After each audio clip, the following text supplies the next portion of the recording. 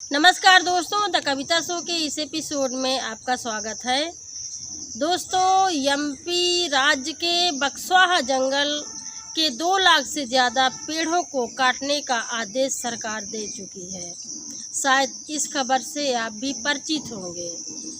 हरियाले हरे भरे घने जंगल के 2 लाख से ज़्यादा पेड़ काटने की खबर ने मुझे झकझोर करके रख दिया। हो सकता है कि आप भी इस मुद्दे से परिचित होंगे और ये पेड़ों को काटने को लेकर के शायद आपके भी दिल में टीस पैदा हो रही होगी। ये पेड़ क्यों काटे जा रहे हैं? क्योंकि बक्सवाहा जंगल में हीरे की भंडार पाए गए हैं और उन हीरों को खुदाई करने के लिए सरकार 2.5 लाख से ज़्यादा पेड़ों की जान लेगी। तो आइए मैं इस महत्वपूर्ण मुद्दे पर बात करूंगी। आप भी मेरे साथ में शामिल होइए और अपने सवाल ज़रूर से भेजिएगा। आप क्या इस जंगल के पेड़ों को काटने के पक्ष में हैं या आप भी चमकते हुए हीरों की सुंदरता देखना चाहते हैं?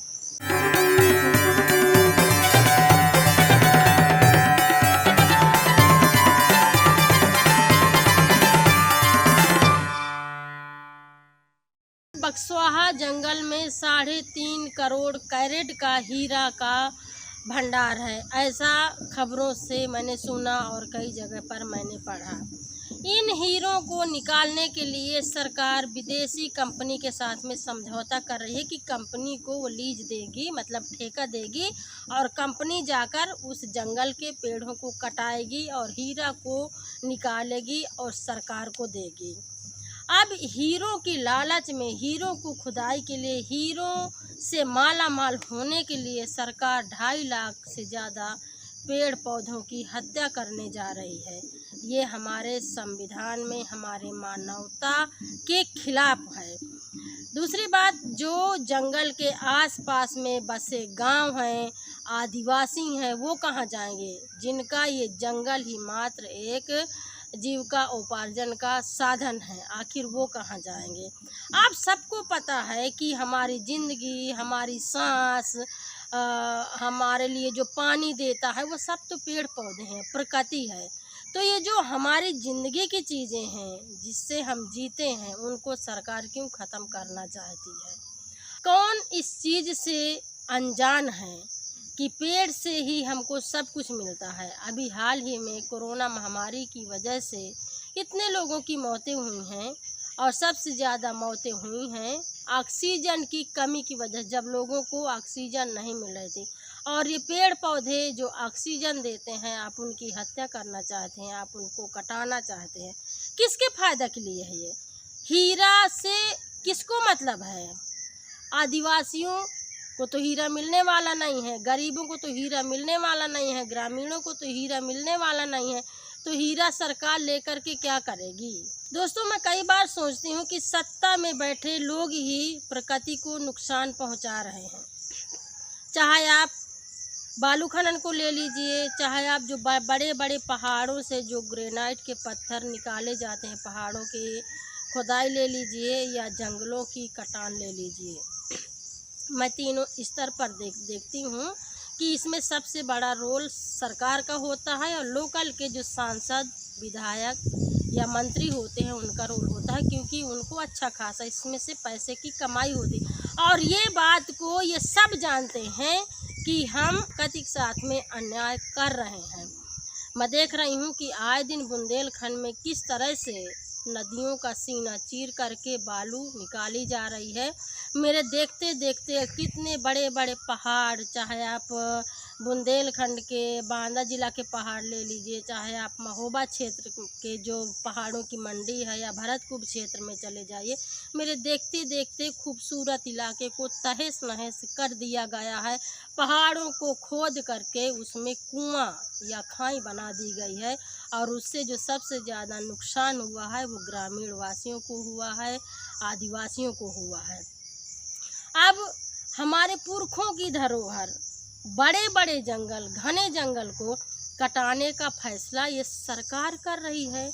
अरे भैया, जब आप पौधे लगा नहीं सकते हो, जब आप पौधों को बचा नहीं सकते हो, तो आप कटाने के कौन होते हो। अभी जो बुंदेलखंड एक्सप्रेसवे बन रहा है, इस सड़क के चौड़ीकरण के लिए इतने सारे पौधों को कटाया गया, कीमती पौधे कटाए गए, आम के पौधे, महुआ के पौधे, जामुन के पौधे, कितने पुराने पुराने 100-100, 200-200 साल के, और पता नहीं कितने बुजुर्ग पेड़ों को कटा दिया गया। और अब इनकी नज़र लगी है हीरों की खदान को खुदाने के लिए, बक्सवाहा जंगल को ख़त्म करने के लिए। मुझे याद आ रही थी चिपको आंदोलन की, जब पेड़ों की कटान शुरू हुई थी और महिलाएं आगे आई थीं पेड़ों को बचाने के लिए, और महिलाओं ने पेड़ों में लिपट करके कह रही थी कि हमें काटिए लेकिन पेड़ों को मत काटिए। तो दोस्तों, इतना बड़ा अन्याय अगर सरकार करना चाहती है तो आप क्या सोचते हैं? क्या आप भी प्रकृति के साथ में हैं? क्योंकि ये सरकारें आएंगी चली जाएंगी, ये तो सत्ता का खेल है। सरकार तो सिर्फ पैसे कमाना चाहती है और कहती है कि वो विकास करेगी, लेकिन ऐसा विकास नहीं चाहिए। अरे ज़मीन के अंदर हीरा है तो हीरों को गड़े रहने दीजिए ना, क्या लेना देना है। क्यों आप हीरों को खोदने के पीछे पेड़ों को काट रहे हैं? मुझे लगता है कि इस मुहिम में भाग लेने के लिए आप सबको आगे आना होगा। वैसे तो मैंने बहुत पढ़ा है कि छोटे छोटे बच्चे भी सरकार को चिट्ठियां लिख रहे हैं पेड़ों की कटाई को रोकने के लिए। वो लोग सरकार से अपील कर रहे हैं, और मैं भी अपील करती हूँ कि इन पेड़ों को मत काटिए। कोरोना जैसे महामारी से आपको सीख लेना चाहिए कि कहीं ना कहीं तो हमने प्रकृति से खिलवाड़ किया है, कहीं ना कहीं तो इस दुनिया में हमने कुछ अन्याय किया है, तभी आज हम ऑक्सीजन की वजह से मर रहे हैं। और फिर ये सब कुछ जानते हुए हमारी सरकार इतना बड़ा फैसला ले रही है कि वो पेड़ों को कटाएगी और अपने आप को माला माल बनाएगी। आवाज़ उठाइए, आगे आइए और इसका विरोध करिए। तो दोस्तों, कैसे लगी इस बार की एपिसोड की ये चर्चा, आप ज़रूर से कमेंट करके मुझे बताइए। अगर ये मेरा शो आपको पसंद आया है तो आप अपने दोस्तों के साथ में ज़रूर से शेयर करिए, ताकि ज़्यादा से ज़्यादा आवाज़ लोगों तक पहुंच पाए। अगर अभी तक आपने खबर लहरिया चैनल को सब्सक्राइब नहीं किया है तो सब्सक्राइब कर लीजिए। तो दोस्तों, अगले एपिसोड में मैं फिर मिलूँगी कुछ करारी बातों के साथ में। तब तक के लिए दीजिए इजाज़त, नमस्कार। खबर लहरिया, आपकी खबर आपकी भाषा।